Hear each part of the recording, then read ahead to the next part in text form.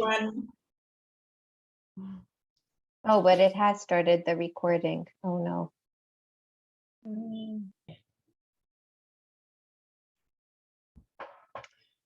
Well, welcome to everyone. Good morning, good afternoon, good evening, wherever you are. I'm Sandra Fredman. I'm Professor of Law at Oxford University and Director of the Oxford Human Rights Hub. And I had the great privilege of being one of the 9 experts which constituted the drafting committee of the Abidjan Principles. So we are getting together today to mark the 3rd anniversary of their adoption. So welcome to everyone. I should say before I start that I wanted to mark the fact that I stand in solidarity with my colleagues at other universities who are striking at the moment for better pay and pensions, because my university is not on strike and we've been instructed not to be on strike. I am not on strike, but I do want to emphasize my solidarity with all of them. So the Abidjan Principles were drafted in response to the growing involvement of private actors in education.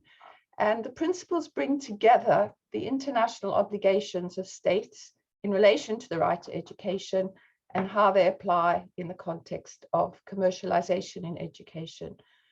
Most importantly, under international human rights law, even where there is private involvement, states remain responsible for respecting, protecting, and fulfilling the right to education.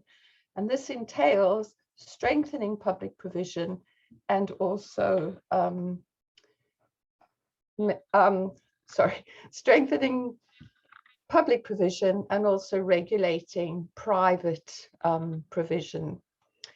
The principles recall, for instance, that states must avoid commercialization of education, and they also show that they must not fund or support private schools that are commercial and excessively pursue their own interest. So the principles were quite a long journey. They were drafted over 3 years in the course of a wide-ranging consultation, and this culminated in their adoption by a wider group of 57 global education and human rights experts, some of whom are here in the audience, so welcome to them, to all of you. And in the 3 years since they've been adopted, the principles have been endorsed by all the major United Nations and regional human rights bodies, including, for example, 2 United Nations resolutions. And they're also becoming the major reference point for states as to how to comply with their international obligations to provide free, quality education for all. It's particularly encouraging, therefore, to see similar positions reflected in UNESCO's most recent Global Education Monitoring Report and in the report published late last year, Reimagining Our Futures. So we are delighted on this occasion of the 3rd anniversary of the Abidjan Principles, and as we're all grappling with the devastating effects of the COVID pandemic on the right to education, to have such a wonderful panel to discuss the principles, these reports, and the national level picture from Uganda and the United States. I'm very glad to welcome Manos Antoninis, who is the director of the Global Education Monitoring Report, Sobi Tawil, who directs the Future of Learning and Innovation team at UNESCO, Jacqueline Mowbray, who's an associate professor at the University of Sydney Law School, and who I was delighted to work with as one of the other expert members of the drafting committee of the Abidjan Principles, which was chaired by Professor Anne Skelton. I'm also very delighted to welcome Salima Namusuyaba, who is the Executive Director of the Initiative for Social and Economic Rights and an expert member of the Working Group on Economic, Social and Cultural Rights of the African Commission on Human and People's Rights. She was part of the Secretariat of the Abidjan Principles and has worked on issues of privatization for many years. And welcome Jitu Brown, who is the National Director of the Journey for Justice Alliance, which has brought great energy and focus on the connection between attacks on public education and the disempowerment of African American communities. So welcome to you all, and we're greatly looking forward to your remarks, and welcome also to all of the audience who we are very glad to be sharing this occasion with. Can I encourage you to put your comments and questions into the Q&A box as they occur to you? Don't wait for the end. And please feel free to engage with each other in the chat as well. And we will have plenty of time for a discussion of those questions. So we look forward to your ongoing participation as we go along. So before we start, we'd like to show you a short video, which will put the principles in context.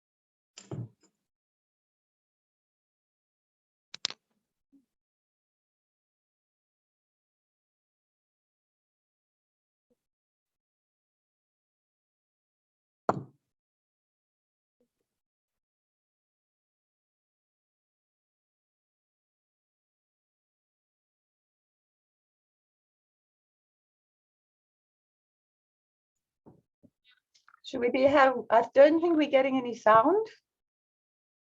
Yes, then let me share from the link itself.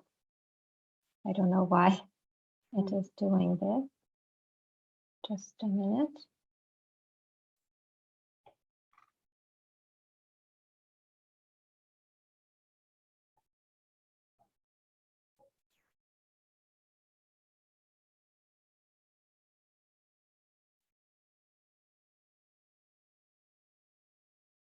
Perhaps while you're sorting, we could keep the video for the end and you could sort out the sound and we could come back to it. Or do you want to try one more time? Just let me try one more time. Sorry.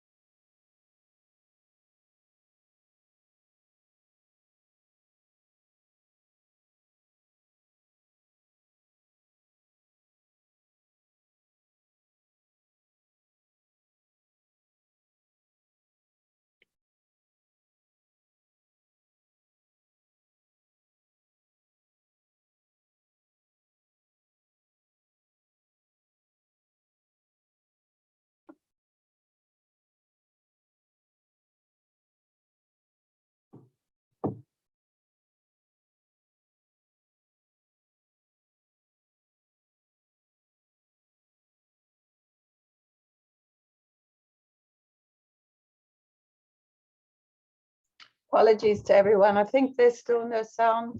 Can I suggest we come back to this at the end and you can think about sorting it, Susie? Yes, sure. Okay. Okay. Well, we keep the this is really a wonderful video, so we keep the pleasure of seeing that until a little bit later while we sort out the sound. So apologies for that. So can I now turn to the panel, each of whom will share their thoughts for 5 minutes. We start with Jackie Mowbray, who it is very late at night. So we're very grateful to you, Jackie, for being with us at, what did you say, 1 o'clock in the morning in Australia. So go ahead. If you could start with your remarks for five minutes. Over to you, Jackie. Thanks very much, Sandy. So I thought I would talk briefly about international human rights law in particular. And Sandy's spoken obviously about the Abidjan Principles, which contain amazing guidance for states and international bodies on what international human rights law requires of states in relation to profit-making schools. But I wanted to show that this has a really long history in international human rights law, that the Abidjan Principles didn't come out of nowhere. They represent what was already there in international human rights law. And international human rights law for a long time has been concerned about commodification of education and this real tension between education as a commodity and education as a public good. So going right back to the early treaties, talking about the right to education, it was very clear that they articulated education as a public good, with a real emphasis on the provision of public education, with some protection for alternative schools to accommodate parental beliefs, but no real consideration or endorsement of this commercialisation and this profit motive. More specifically, profit making is inconsistent with a number of basic principles of international human rights law, or it tends to produce education that is inconsistent with those principles. So the first of those is the principle of equality and non-discrimination. And as we started to see in that video there, even where we have schools that charge quite low fees, that still tends to lead to discrimination on the ground of socioeconomic status, in that the poorest families aren't able to access education. But there are other aspects of discrimination that become relevant as well. So the literature is very clear that in those contexts, the children that tend most to be disadvantaged are girls. So parents are less willing to spend money to send their girls to a school that requires fees. So it has effects in terms of sex and gender discrimination as well. There also tends to be discrimination on the basis of place of residence, which is also a prohibited basis of discrimination under international human rights law, in that for-profit schools will tend to set up in areas where they can make the most profit. So that's usually large cities or urban centres, and those really vulnerable populations that are in very remote areas. Profit-making commercial schools aren't really interested in setting up there, where the costs are going to be greater, where it's going to be harder to retain staff and that sort of thing. In addition to that effect on equality and non-discrimination, there's also an effect on what's known as the 4 A's of the right to education. So it's clear under international human rights law, there are 4 requirements for education. That's that it be available, accessible, acceptable, and adaptable.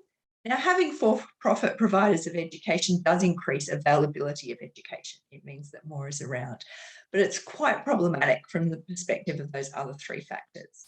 So accessibility refers to how accessible is education for students. So this includes economic accessibility, and obviously for-profit schools that charge fees, even low fees, that has an impact on accessibility. But also where the schools are located. So as I said earlier, for-profit schools tend to be in urban centres. They're not really interested in making themselves accessible to those from further away by having boarding facilities or by going out to those areas. So that's a problem from accessibility.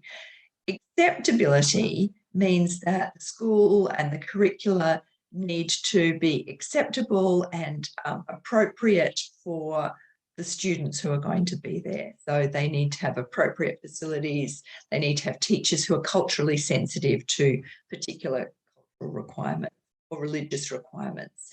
There needs to be ability for students to go somewhere to pray during the day if their religion requires that.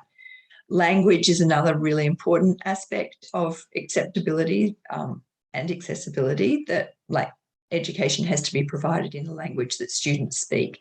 And again, profit tends to dictate that education will just be provided in the dominant or mainstream way. And there's a lot of literature showing that for-profit providers don't take account of those cultural differences and accessibility. Final requirement is adaptability, which means that education can change over time and in different situations to respond to the needs of students. Again, there's a literature showing that doesn't really happen with for-profit education, where the incentive is to roll out the same product in different countries to different students because that's the cheapest way of doing things. So in all those ways, for-profit education is really in tension with the requirements of international human rights law. And that's why the Abidjan Principles are great in unpacking some of the ways in which that happens, and we can prevent that happening. Indeed. Thanks so much, Jackie, for framing this in terms of international human rights law, which are put together in the Abidjan Principles. And that's such a great start to this panel. So can I now turn to you, Manos, who is the director of the Global Education Monitoring Report, which is called Non-State Actors in Education, Who Chooses, Who Loses. And it came to the very important conclusion that profit-making is inconsistent with the commitment to guarantee free pre-primary, primary and secondary education, and that it should be regulated or banned. So we very much look forward to your comments, Manos, and over to you. Thank you, Sandy. And of course, I regret not having had a chance to be with you at the event in Abidjan 3 years ago. But it's a real honor that you have invited us to celebrate with you today. Although I think, if I remember well, it's like this week is the Abidjan week. I should also say, with some trepidation, I'm not trained in law. I've always found law intimidating. I am an economist, so maybe what I'm going to try and do is discuss the issue of the profit making in compulsory education to the extent possible from an economic perspective, perhaps, given that I'm not so suitable to talk in legal terms. But an important thing to say is, of course, that we could not have written the 2021-22 Global Education Monitoring Report without having the Abidjan Principles as an anchor to formulate and relate our arguments with respect to them.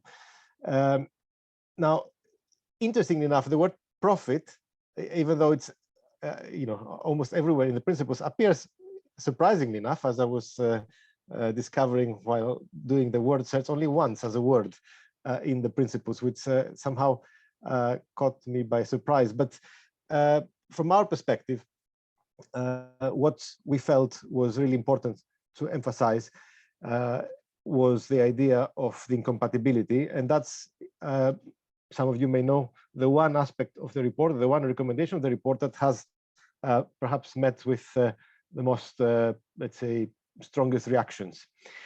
Now, we're not the first ones to, of course, question this. As our research showed, about 21 countries introduced regulations banning profit making over the past 10 years, and overall 27% of countries have made for-profit provision illegal in primary and secondary education.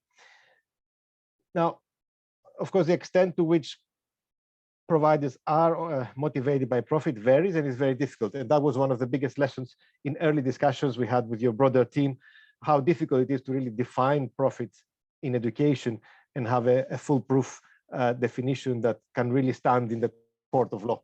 But I think what is very important is the lessons and the messages we get from parts of education where profit making has been much more, let's say, accepted, and yet, as the examples in tertiary education show, have also resulted in a lot of turmoil and not in support or in defense of quality in education, but rather essentially penalizing some of the more vulnerable groups. And I think the United States example is, of course, the most prominent, but indicative of where things can go if profit making is given prominence. Now, from our perspective, there are three key arguments that are being discussed on debates over private actors, especially profit making in education. First, education is, of course, not only a public good. We should not forget that it has private good elements, and it's inevitable that some profit-oriented actors are trying to defend that argument and say that that's what they're catering for the wealthier and aspiring families. But of course, that leads to exclusion, as we know very well. And that's a very important reason why one should stay clear. The second is that profit sometimes is being seen as a fair reward for innovation.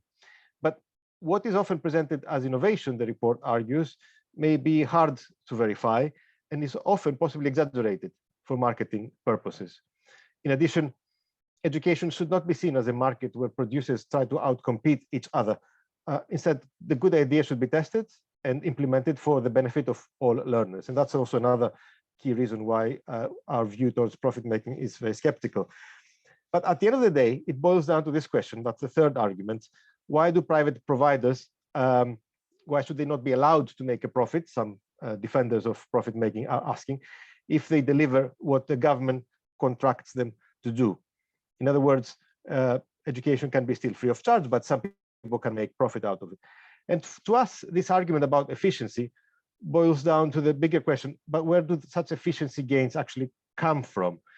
And ultimately, the report says, well, there are sometimes structural challenges and structural problems in the education system, which private providers exploit. And at the end of the day, governments have a responsibility to address these problems head on, but not use that as an excuse to enable private providers to enter so-called markets and provide services that otherwise the public sector can deliver, as long as they address the fundamental weaknesses of service provision.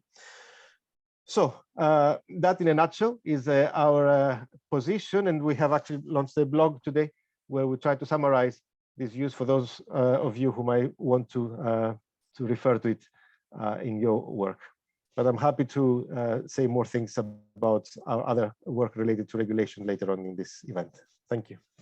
Thank you so much, Manos. And it is really great to have an economist's view and a lawyer's view, and to keep this conversation going across all these different disciplines and perspectives. So can I now bring in Sobi Tawil, who worked closely with the International Commission on the Futures of Education, which produced this fascinating report, Reimagining Our Futures Together. So over to you, Toby.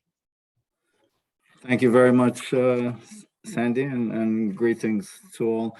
And thanks for this opportunity to join the celebration and share something from the reports of the Independent International Commission on the Futures of Education, commission established by UNESCO, and that released its report, Reimagining Our Futures Together, a new social contract for education, last November.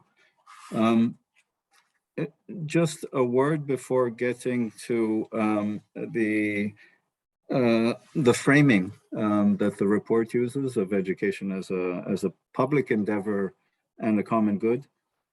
Just to say that it is a call, the report of the Commission is a call to forge a new social contract for education, one that can transform education, that can transform our approaches, our models, and basically for two reasons to justify this transformation. And the first is what is framed as the unfulfilled promises of the past, and that despite progress over the decades in expanding educational opportunity and reducing gender divides in participation in education, we still have an inherent from the past and persists and continues into the present multiple exclusions from educational opportunity, in particular for economically vulnerable populations and for historically excluded populations. And we see this through, I mean, no need here to cite the figures on out of school or on the share of non-literate youth in low-income countries still today, 50 years after, national and development efforts and international cooperation, facets of the learning crisis, issues around the relevance of education, of high dropouts, disengagement, a 50% on average completion rates of upper secondary education. So a first set of reasons, all worsened by the COVID disruption, a first reason to rethink our approaches and models in education. The second reason for the transformation has to do more with education and how it relates to broader development patterns and disruptive changes, whether in regard to the environment and climate change, to regressions in democratic space through accelerated pace of technology and scientific innovation that difficult for us to fully integrate and to steer, and uncertainties about the future of work. So the proposal for a new social contract is based on these unfulfilled promises, this need to transform education, both for the to address the unfulfilled promises of the past and the uncertain futures. And social contract is intended as an implicit, understood as an implicit agreement between different components of the society, the different constituencies, on ways working together in education for shared benefits. Two foundational principles are proposed in the reports of the Commission. First is to expand the understanding of the right to education, expand in two ways. One, to expand in terms of seeing the right to education as being a right throughout life. And this, I think, resonates well with what we have in the Abidjan Principles. Secondly, expanding it in connecting the right to education with the right to information, the right to science, the right to culture, the right to participation, the right eventually to connectivity. The second, and this is what relates us to the Abidjan Principles, the second foundational principle for the social contract, that education be seen as a public endeavor and a common good. And the Abidjan Principles define public education institutions. They define these public education institutions as those that are recognized as public by the state, those that are managed and controlled by the state, and those that are in service of public interests. I would say the report of the International Commission does not actually define what public education or private education institutions are, but rather what constitutes public education and what makes education a public and a shared endeavor. And this, I think, relates or highlights, puts the emphasis on that third component of the definition in the Abidjan Principles, in service of public interest. And what makes public education, what constitutes the publicness of public education in the report of the Commission is that it occurs in public spaces. It's education that promotes public interest. And third, that it is accountable to all. And this accountable to all relates us to the notion of common good. And just the final word on that. There is room in the conception of the common good for private and non-state actors. And as acknowledged in the Abidjan Principles, private and non-state actors in education are diverse. And their forms of engagement differ, but true that this engagement of a growing diversity of non-state actors at all levels of education is growing, some for legitimate reasons, greater voice and accountability, or sometimes in response to deficiency of public provision.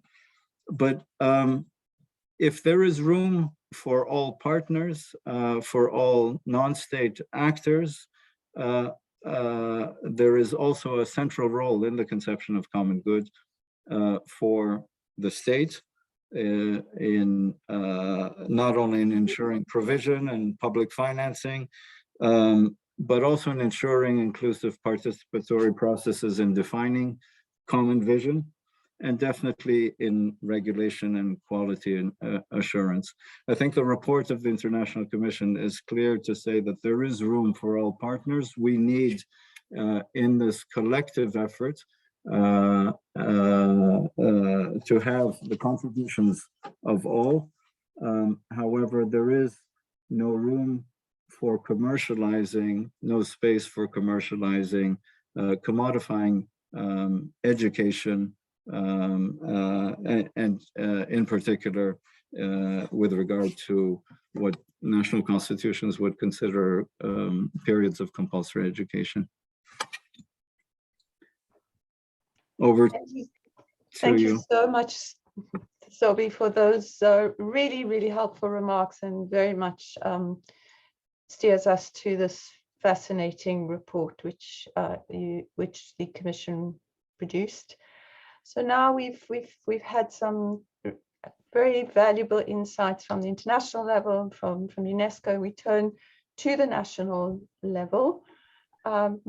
Can I turn now to Salima, who's joining us from Uganda, who, as I said, has been very much involved at all levels, actually, national, regional, and international, on this issue. So over to you, Salima. Thank you very much, Sandy. I'm one of those people who are really excited to celebrate the Abidjan Principles. Having been in the room several times as part of the Secretariat formed by civil society, and watching the drafts committee debating and sometimes deferring the debates to make sure that they get the points right. So for me, it's really quite fulfilling to see how far the Abidjan Principles have come, and to see the wide recognition and the important role that the principles are now playing. But for this discussion, I'm going to focus on Uganda. And just to say something about the privatization journey and the profit making in education that we've experienced in this country. So there were private actors in Uganda for a very long time, I guess for as long as formal education was introduced to the country. But profit in education delivery, as we know it, came with the liberalization that happened in education from 1992, where we had the government white paper on education that opened up the sector to business people.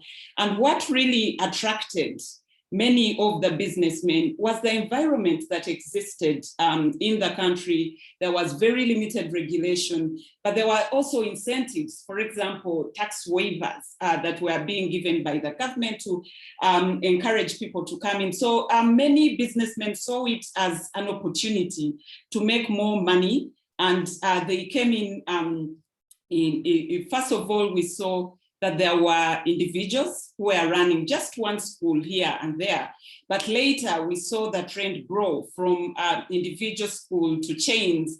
And then we got to international chains. For example, we've all heard about the Bridge International Academies that came into the country and sought to take a big percentage of the market.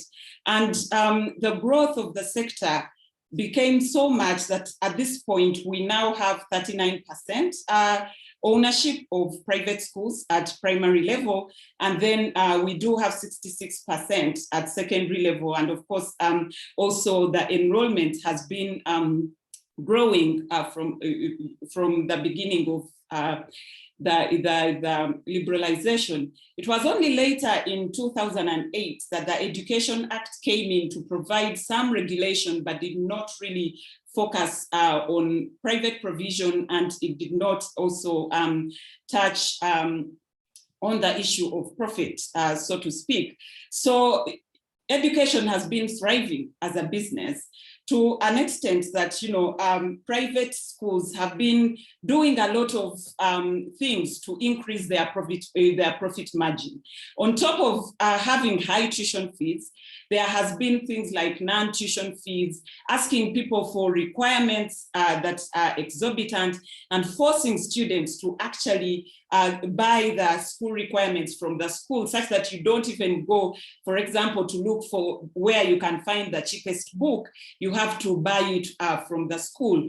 But there has also been tax evasion coming from private actors, but also activities like ensuring or even cheating in exams to ensure that the school performs well, such that it attracts more students to come into the school.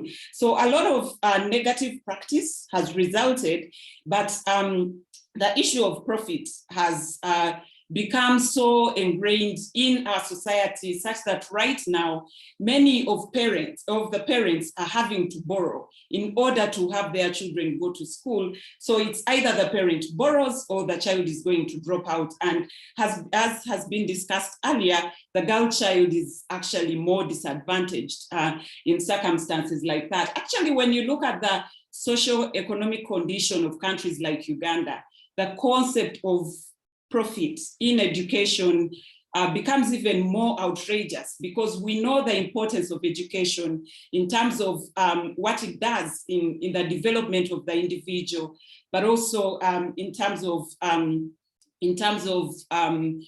what it can do for the development of the country. So specific to the Abidjan Principles and how they've been utilized, in our case in Uganda, when we realized that the education sector was at crossroads, we went to court, and it is one of the countries where the court has utilized the Abidjan Principles to direct the government to utilize the Abidjan Principles in policy making. And so far we see that the draft concept, the concept note that is supposed to guide the policy on regulation of private actors in education mentions the Abidjan Principles as one of those documents that will be utilized. But we also see that right now there's building consensus among the public, among policymakers, that education, profiteering in education is actually harmful, and it is something that needs to be dealt with. And right now the government has put in place an education policy review commission where it seeks to get back to the drawing board to look at education and ensure that it serves the greater purpose of actually ensuring that all children have access to quality education regardless of their social status. I will stop at that because of time. Perhaps maybe I'll answer to questions if they come up. Thank you so much, Salima. And it's, especially hearing the experience in Uganda, which has been so important, as well. Your contribution to the drafting was very crucial at the time too. So finally, can I turn to Gito Brown? We're very glad to have you, Gito, and he can bring his perspective from his work as a leader of grassroots organizations in over 30 cities in the USA, who have been demanding community-driven alternatives to privatization of schools and dismantling of the public school system. So we're very glad to have a view from USA, which we don't often have. So thank you very much. Thank you for joining us, Gito. You have 5 minutes. Gito, we can't hear you. You're on mute. Yes, ma'am. Thank you, Sandy. Good morning, everyone. So I'll be quick. First, it's an honor to be in this space with everyone. I think really examining the impact of profit making in education is long overdue, and it's really time for what we would call accountability to the public. The way that profit making shapes out in the U.S. is not charging children salaries or families, not charging them tuition, but education management companies winning contracts with school districts. And so whether they are designated as nonprofit or for-profit, they make money because they win contracts. And as Sister Salima just mentioned, one of the things that tends to happen is they have very creative strategies to make it harder for students to get in. So only the families that have the ability to attend a number of meetings and help fundraise and things of that nature, fill out, go through several application stages. So they make it harder for the neighborhood children to get in, but then they also have very creative methods of pushing children out, like fining children if they don't wear a belt. Or there was a school called Noble Street in Chicago, which former Mayor Rahm Emanuel called the secret sauce to education, because they had their test scores were high and the percentage of children that went to college was high. But what we found out is that they were really operating like a meat grinder, because they were fining children to the tune of $400,000 a year and pushing out the young people who would make their portfolio look less attractive. Because when they go to the school board at the end of the year, what do they want? They want more schools, they want more buildings. So this strategy has been going on all over the United States. New Orleans is a prime example. So one of the things that we did as Journey for Justice Alliance is, one, we defined education for us, for parents and for community organizations and for educators. And the definition we landed on was that education is inspiration and information that prepare young people to impact the world. And that children must have an opportunity for inspiration. And that the biggest problem in education in the United States is inequity. So many of the legislative and litigation wins we had with Brown versus Board and the passage of the Elementary Secondary Education Act, which provided the Individuals with Disabilities Education Act, which provided Title I, that meant extra money for schools with the poorest students. Many of those initiatives have been skirted by. And to be candid, we did a study a couple of years ago, which showed, with a coalition called the Alliance to Reclaim Our Schools, which showed that Title I and the Individuals with Disabilities Education Act have been underfunded by over $580 billion. That's billion with a B, right?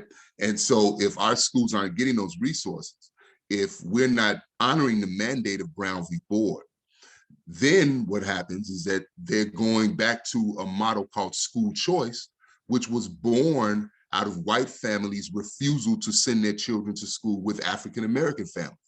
So that's what school choice comes from, white families pulling their children out of public schools because there was an order to integrate, and then actually creating their own school districts or private school districts. And so now this model of school choice is what is spread across the United States. We just had a situation in Oakland where they voted to close 18 schools in Oakland, California, despite the fact there were 2,000 people basically banging at the door of the school board meeting. So we recognize that the school choice movement in the United States, and I'll close with this, the school choice movement in the United States, to quote Dr. Charles Payne from Rutgers University, is that there's not reform. These are mediocre interventions that are only accepted because of the race of the children served. If only 1 out of 5 charters outperform traditional public schools, would that be acceptable for those decision makers' children? But they are acceptable for our children. So we recognize that the goalpost hasn't changed. It's equity that we need in public education. And I'll close there. Thank you. Well, thank you so much, Jitu, and thank you to everyone on this panel for all these great insights. They've been very short and left lots and lots of things which I'm sure everybody will like to pursue further, given the rich background that each of these panelists have. So I wonder whether we could go to questions and answers. We have 15 minutes, so please do keep putting your questions into the question answer. I'm going to group the questions together so that we can make sure we get through a fair number. And I think one of the key themes that's going through is the question which Charles has put, Claire has put, and others as well, which are, how do we deal with the dilemma of commodification and public good when the public one is, in Charles's view, inefficiently run and in some cases aren't available, and parents want to access education? And Claire England adds to this the question of when schools, how do I identify profit making when schools appear to be organically low fee independent schools generated from a need in the community? Is this profit making, or just communities taking the education quality and access crisis into their own hands? So that is one of the key questions that comes up. How do we ensure access when the public sector is not, in the view of some parents, providing what they rightfully want for their children? So Manos, you talked about profit and the difficulty, and certainly you mentioned it doesn't appear only once in the Abidjan Principles, and as drafters we definitely thought hard about this particular question too. So perhaps you could start, and after that we could go back to Salima, who's experienced these issues on the ground in Uganda. Manos. Thank you, Sandy. I think I tried to address both points in my intervention. I did mention a potential skepticism over how inefficiently some schools are run, in the sense that there are no miracles in the delivery of education. Education is a social endeavor. A society as a whole delivers education. But there are sometimes gaps and windows that are being created by us, by governments in particular, when they neglect where there's privilege, and when they neglect where there's exploitation. And that's what they need to tackle.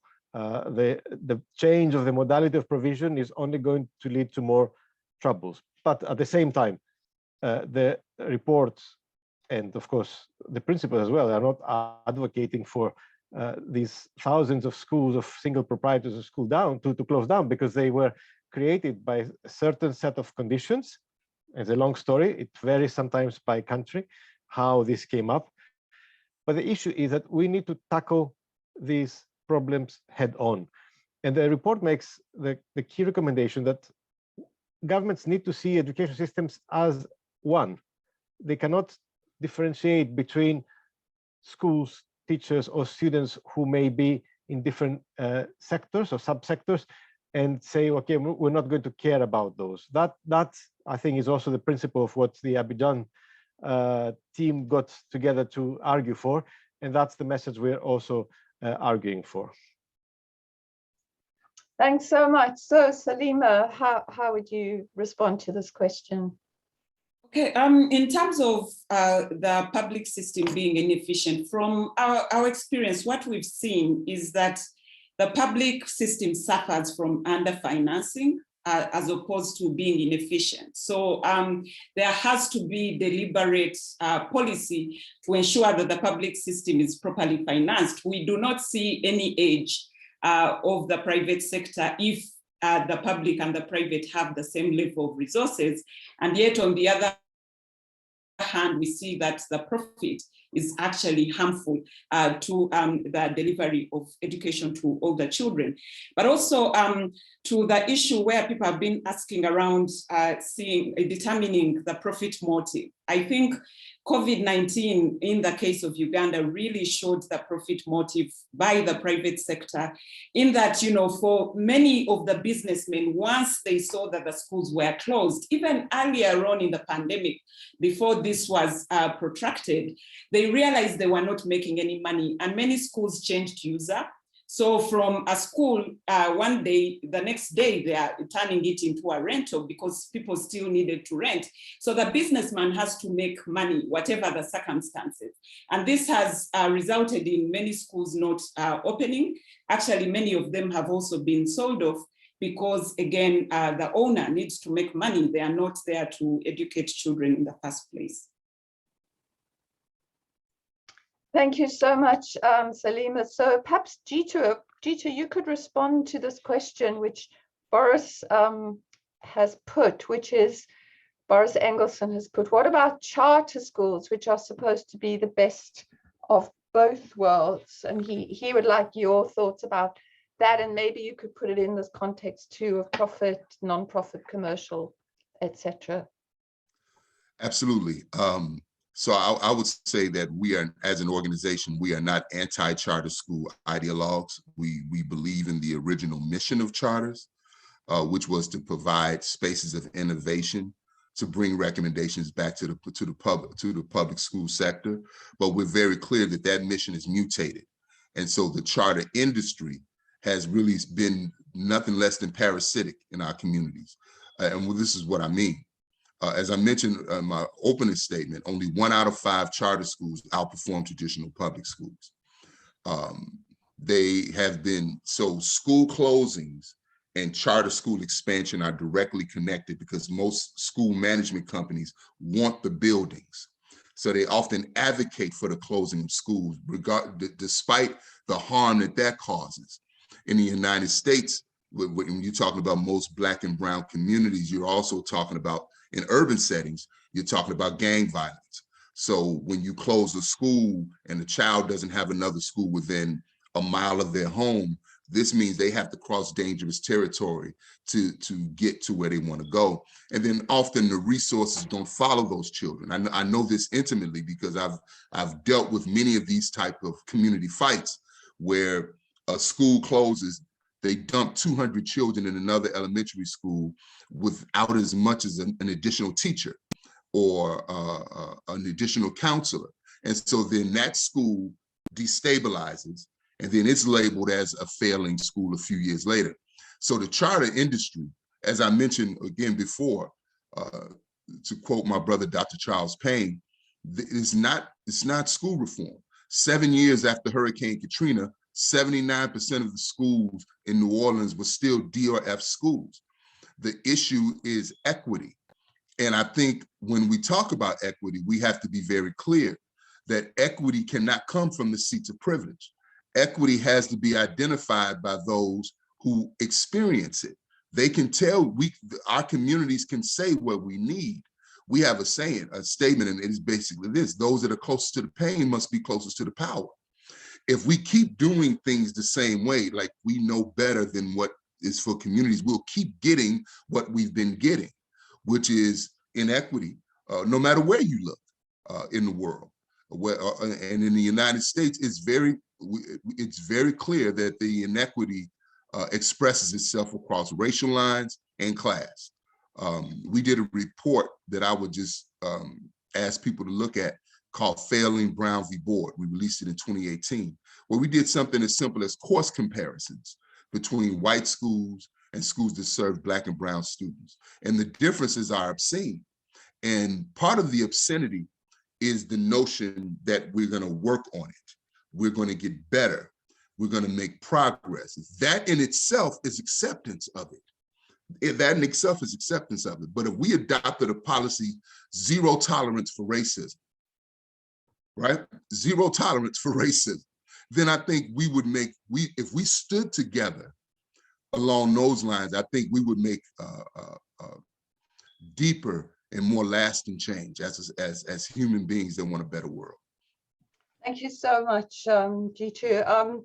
I know that you wanted to come in, Jackie, but maybe I could also put the other question, which is a very important one, which is that actually there's, which Maria puts, which is there is a freedom aspect to the right to education. And actually in international human rights law, parents do have the right to establish their own institutions and to educate their children in the according to their religious or other beliefs in some context. So I wonder whether maybe you could come in, Jackie, on this issue, and which you could add into the question of education as a public good, and how do we square the notion of education as a public good, with the freedom of parents to educate their children according to their own religious beliefs, primarily. Yes, thanks, Andy. It's a really great point.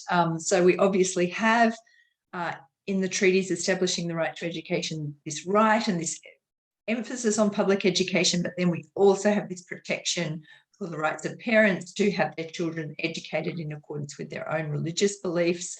And as part of that, we have the right of everyone to establish private schools. So I think the thing to note at the outset there, I suppose, is that freedom historically came from concerns about minority rights, really. So if we look at the jurisprudence in international law, it actually predates those treaties back to the time of the League of Nations and the Permanent International Court of Justice, and findings there that, for example, the Constitution of Albania saying you must teach in the Albanian language, and you must have you can only have state schools. The Permanent Court of International Justice there saying, well, that's not fair to the Greek minority in Albania because those state schools are not catering to them.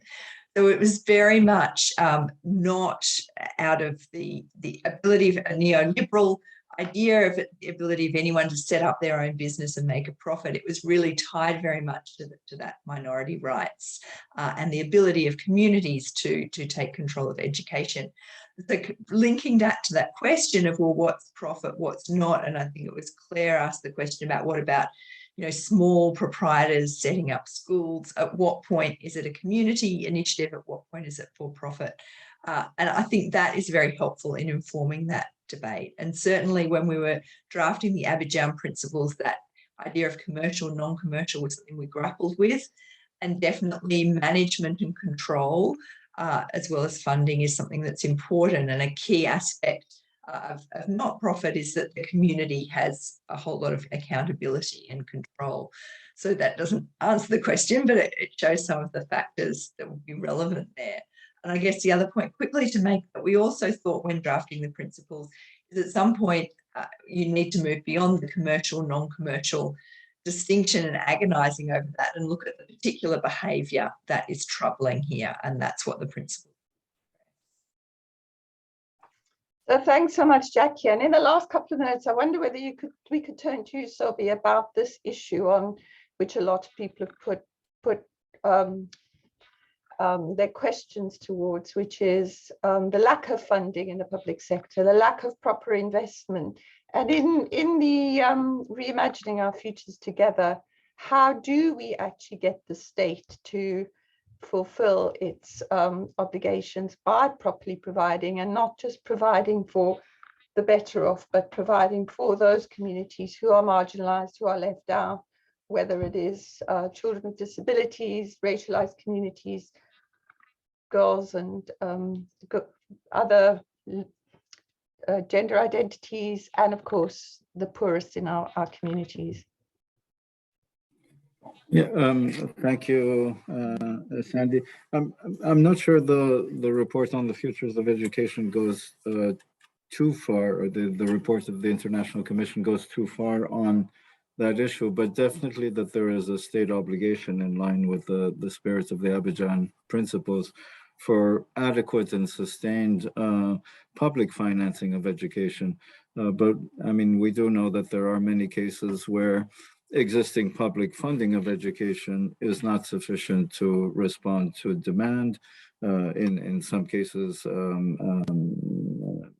the development of private provision is also in response to this inability to even keep up with growing demand in terms of demographic growth. And I think that one of the issues now is to look at, I mean, that there are other contributions.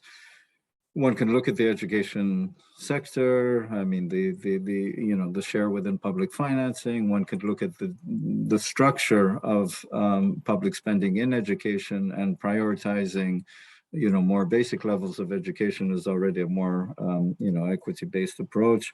There are obviously issues around efficiency and improving efficiency, and not to mention, issues around corruption in education. But I think that the key issue that even, you know, at the UN level is being considered ahead of, you know, discussions this year on transforming education. How do we ensure sustainable domestic financing for education, sustainable, so that, you know, corporate social responsibility contributions, that's fine in supporting, you know, public education efforts, but we need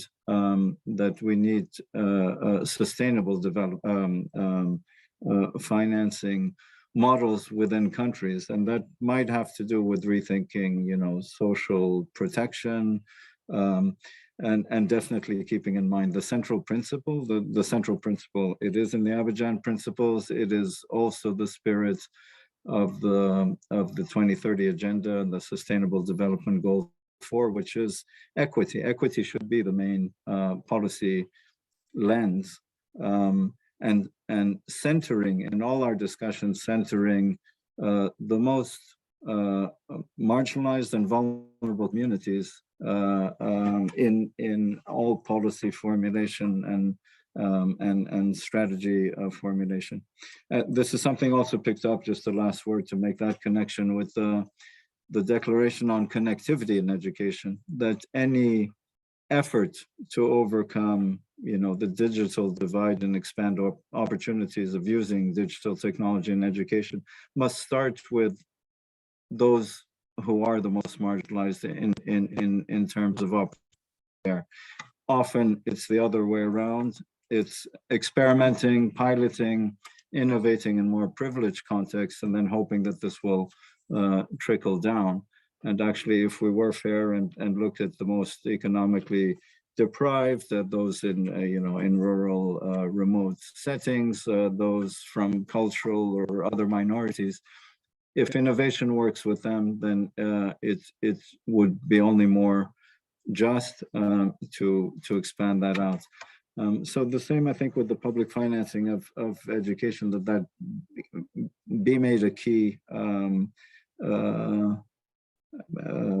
know, a key guiding principle.